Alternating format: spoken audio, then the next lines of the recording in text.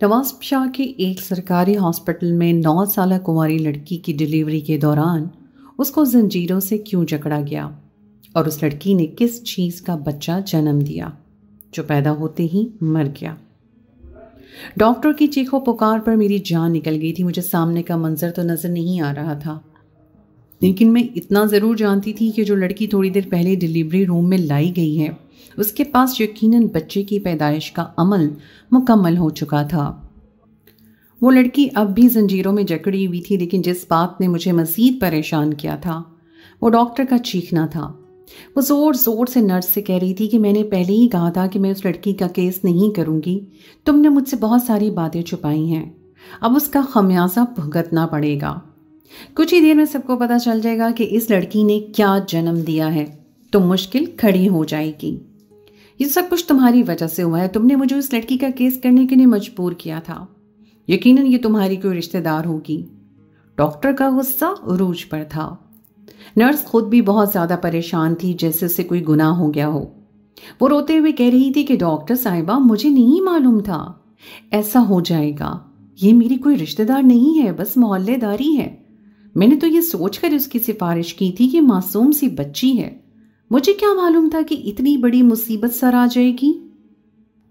معصوم بچی والی بات پر ڈاکٹر نے گھور کر بری طرح نرس کو دیکھا تھا اور نرس کی آواز وہیں بند ہو گئی۔ ڈیلیوری روم میں میرے علاوہ 2 عورتیں اور بھی تھیں، کیونکہ یہ سرکاری ہسپتال کا ڈیلیوری روم تھا، اس لیے بیک وقت میں اٹھ کر 10-8 لوگوں کے کیس ایک ساتھ نپٹانے کے لیے جاتی تھی۔ ہر عورت ہی پریشان تھی کہ نہ جانے کیا بات ہوئی ہے، ڈاکٹر کیوں چیخ رہی ہے۔ پہلے ہی یہ کیس بڑا عجیب و غریب سا تھا، اور پھر اچانک ہی ڈاکٹر چکرا کر بیٹھ گئی تھی۔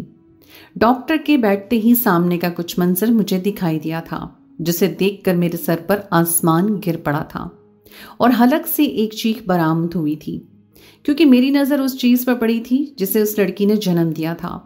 ڈاکٹر کی چیخ و پکار کی وجہ سے مجھے اب سمجھ آئی تھی، کیونکہ اس کی 9 سالہ بچی نے تو ایک…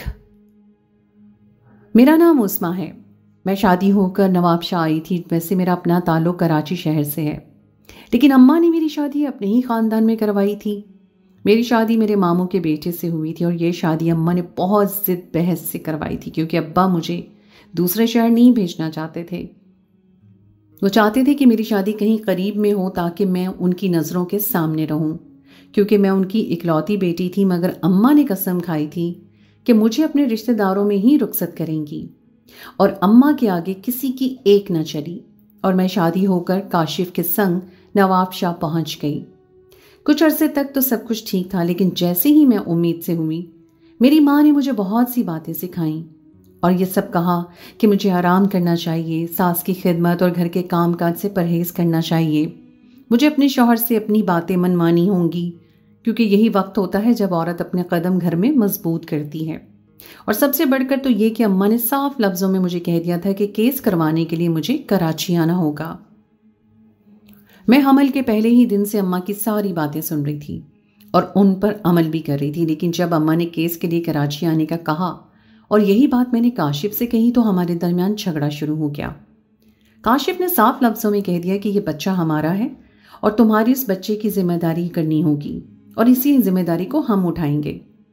نواب شاہ میں بہت سے اسپتال ہیں، کراچی جانے کی کیا ضرورت ہے؟ کیا یہاں کی عورتیں بچے پیدا نہیں کرتی؟ میرے بہت کہنے اور سمجھانے کے باوجود بھی کاشف اس بات کے لیے راضی نہیں ہوئے کہ وہ مجھے بچہ پیدا کرنے کے لیے کراچی بھیجیں، اسی لیے مجبوراً مجھے نواب شاہ میں ہی رہنا پڑا۔ میری اماں کو اس بات پر بہت غصہ آیا تھا۔ وہ کہنے لگی کہ کاشف کو یہ پٹی تمہاری مومانی نے پڑھائی ہوگی، اب جب تم وہاں کیس کروا ہی رہی ہو تو کسی بڑے سے پرائیویٹ ہاسپٹل جانا، کیونکہ نواب شاہ میں زیادہ سہولیات نہیں ہیں۔ اماں کی باتوں نے تو مجھے مزید پریشان کر دیا تھا۔ میں اپنے پہلے بچے کو جنم دینے والی تھی اور مجھے بہت ہی زیادہ خوف محسوس ہو رہا تھا۔ اور پھر میری ساس یعنی مومانی نے بتایا کہ وہ مجھے ڈیلیوری کے لیے سرکاری ہسپتال لے کر جائیں گی، تو میری رہی سہی ہوش بھی ٹھکانے آ گئے، کیونکہ گزشتہ کچھ دنوں میں اماں نے سرکاری اسپتالوں کے نام سے مجھے حد سے زیادہ خوفزدہ کر دیا تھا۔ میں نے مومانی سے کہا کہ میں پرائیویٹ ہسپتال جانا چاہتی ہوں، لیکن انہوں نے یہ کہہ کر انکار کر دیا، یہ پرائیویٹ ہسپتال والے سیدھا آپریشن کرتے ہیں، نارمل ڈیلیوری کے لیے تو کوشش ہی نہیں کرتے۔ उनके आगे मेरी एक न चली और तेज़ी से 9 महीने गुजर गए। मेरी डिलीवरी का वक्त आ गया तो मेरी सास मुझे डिलीवरी के लिए सरकारी अस्पताल लेकर पहुंच गई।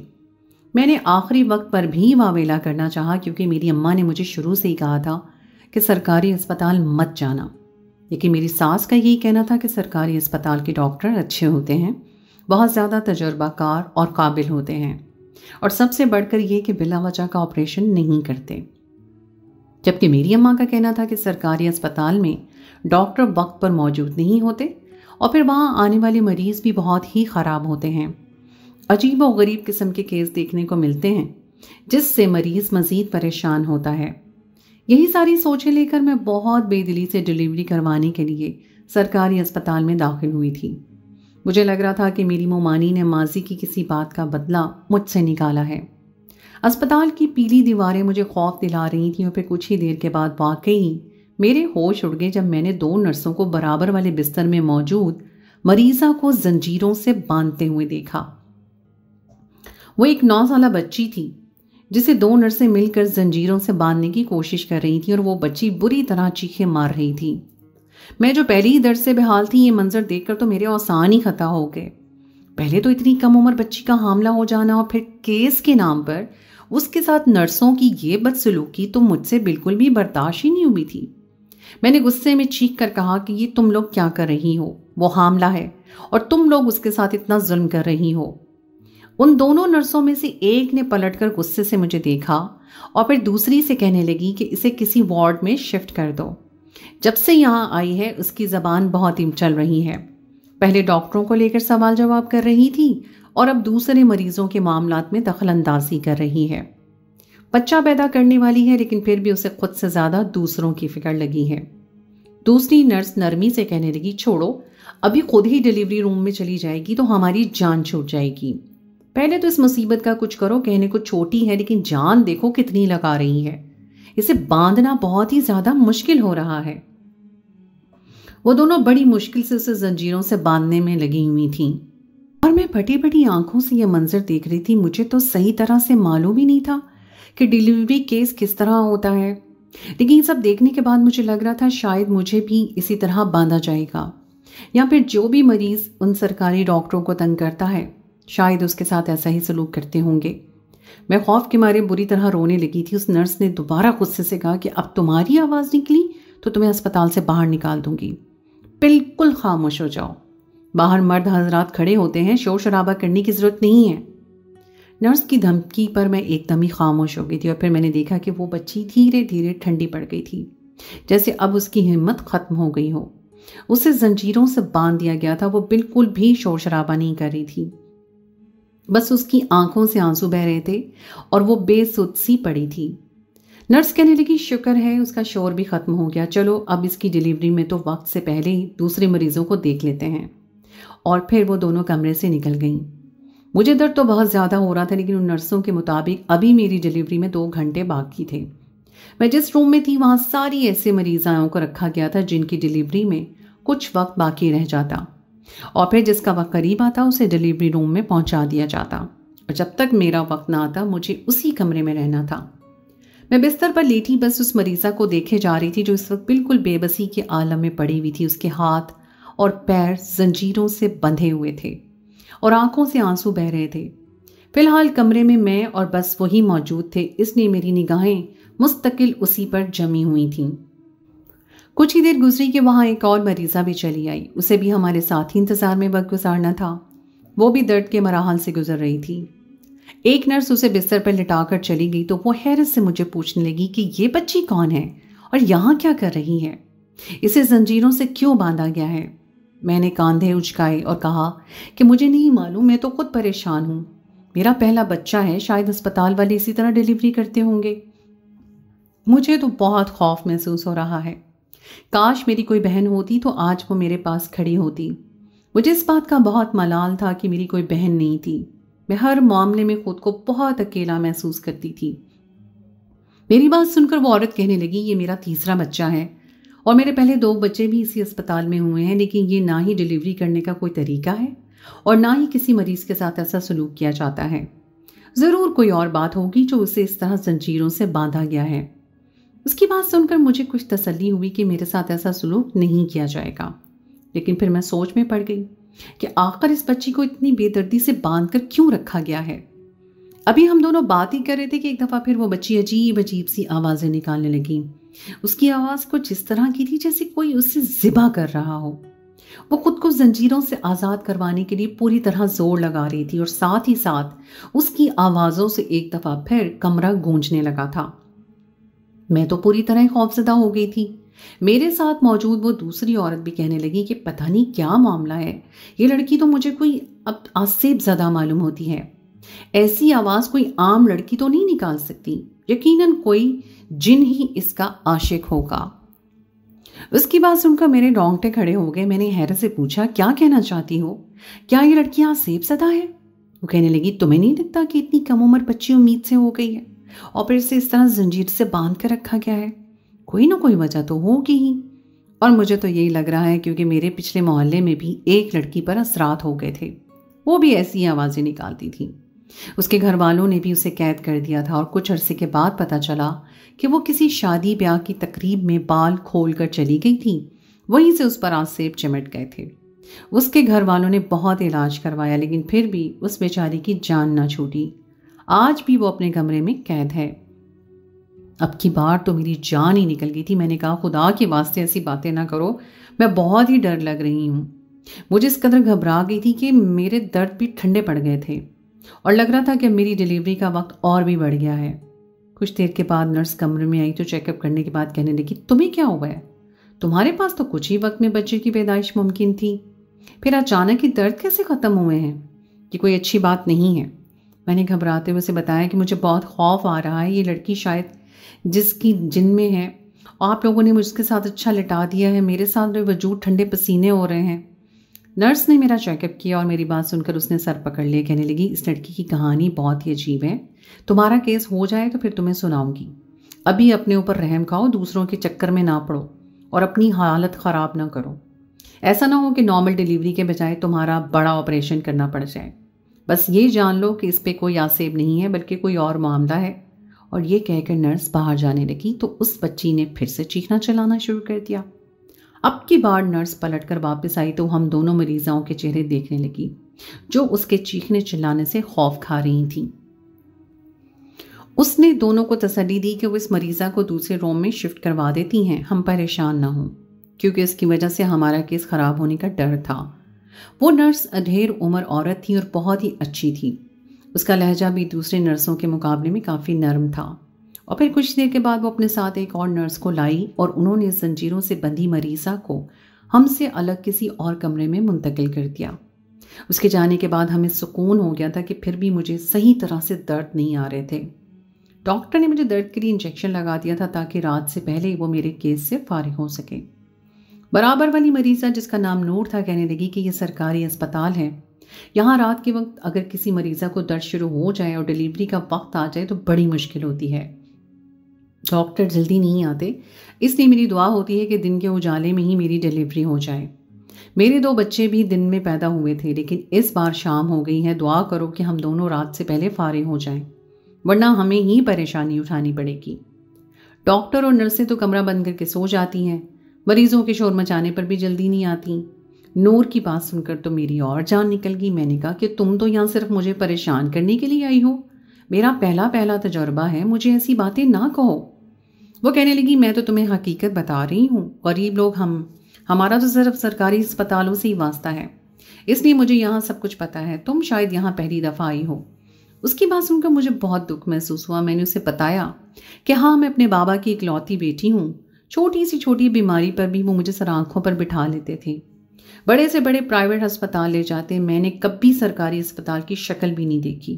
لیکن دیکھو میری قسمت، میرے سسرال والے میرا پہلا بچہ پیدا کروانے کے لیے مجھے سرکاری اسپتال میں لے آئے ہیں، جہاں نہ نرسوں کے مزاج ٹھیک ہیں اور نہ ہی میں نے اب تک ڈاکٹر کی شکل دیکھی ہے۔ جب سے آئی ہوں یہ نرسیں ہی مجھے ٹریٹ کر رہی ہیں، پتہ نہیں ڈیلیوری کے وقت کیا ہوگا۔ اوپر سے اس معصوم بچی کو ان لوگوں نے زنجیروں سے باندھ کر رکھا ہوا ہے۔ یہ کہہ کے میں رونے لگی تھی کیونکہ واقعی میرا دل بہت پریشان ہو رہا تھا۔ اس سے بھی بڑھ کر تکلیف مجھے اس بات کی تھی کہ ایسے وقت میں میرے ساتھ کوئی بھی نہیں تھا۔ मेरी मोमानी को भी अंदर आने नहीं दिया गया था क्योंकि यहाँ पर घर वालों को अंदर आने की इजाज़त ही नहीं थी। एक लोहे का जालीदार दरवाज़ा था जिसके बाहर मरीज़ा के साथ वाले लोग फ़कीरों की तरह बैठे होते और मरीज़ा को नर्सों के आसरे अंदर छोड़ दिया जाता।